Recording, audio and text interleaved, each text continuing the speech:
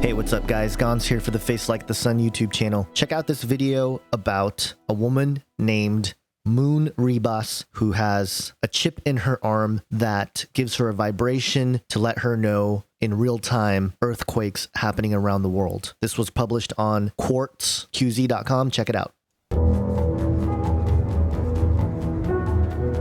Every time there's an earthquake anywhere in the planet, I feel a vibration inside my arm.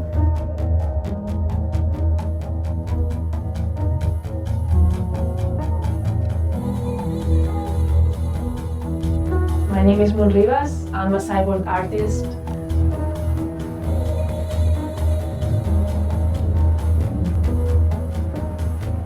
Depending on the intensity of the earthquake, the vibration I will feel will be stronger or weaker.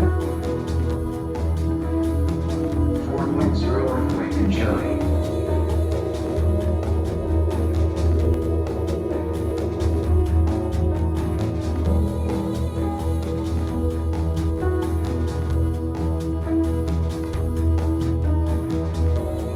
My artwork is happening inside my body.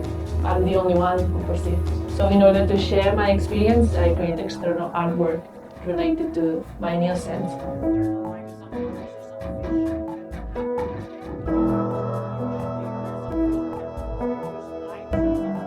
For us, the important thing is to change our perception and to treat our brain as a sculpture. Like if you modify your perception, in long term you also modify your brain and your mind.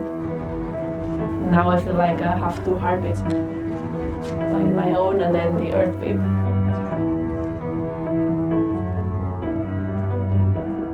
Now, already from the get-go, it's pretty interesting that she is in a cube doing her expressions. And, you know, some people might say, it's just a coincidence, but really, is it? I mean, I think even if it's not intentional, I think there is a reason why, spiritually speaking, those who participate in these sorts of things naturally draw towards some of these objects as part of their self-expression.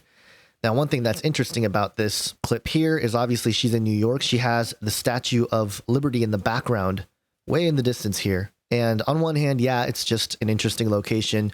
On the other hand, again, spiritual messages here. The Statue of Liberty representing Lucifer, as some have suggested. But again, it's just a reflection of where we are in human society, where we are in the timeline, so to speak. You know, not that we know exactly what's before us, but we can at least measure the temperature of where we are now. And where we are now is there are people out there who put chips in their arms to sense the vibration of the earth as a way of art. And she says some interesting things here about expression and art.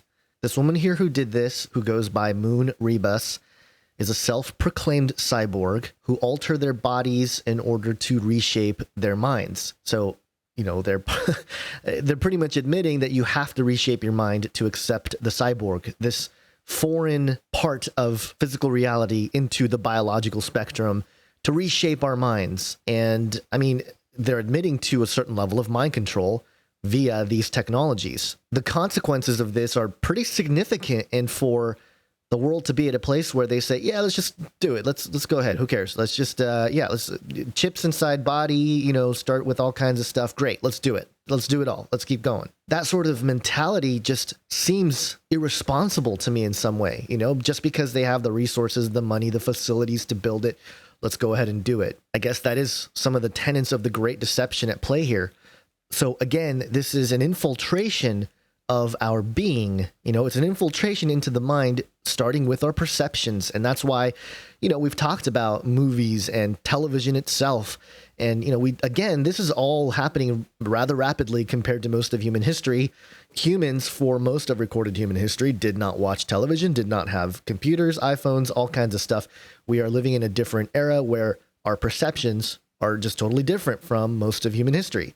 And so this is where things are headed. And the story here reflects that. And the fact that she says she feels like she has two heartbeats, her own heartbeat and the earth beat. Now, this goes right into the New Age concept of Gaia. And this gives sort of a scientific stamp of approval to it in some sense. And also, you know, a global mind kind of sense. This is sort of the beginning of some of those science fiction ideas that we've heard, right? Where a global brain scenario is at play, where you're tapped into a larger system and eventually, in my opinion, trapped in that system. And I think that is the beast system. And I think, the image, the mark, these are all parts of it. That's what we talk about here. But this sort of thing, again, going mainstream means that, number one, things are happening underground at a pretty profound level. I'm sure if we learned of some of the stories of what's happening, it would be hard to believe. And number two, since it is being implemented at a certain level, we should expect to see it disseminate, distribute, the building of the infrastructure for these technologies, platforms for them to exist as part of human civilization. We should see the building of that happening right before our eyes as well.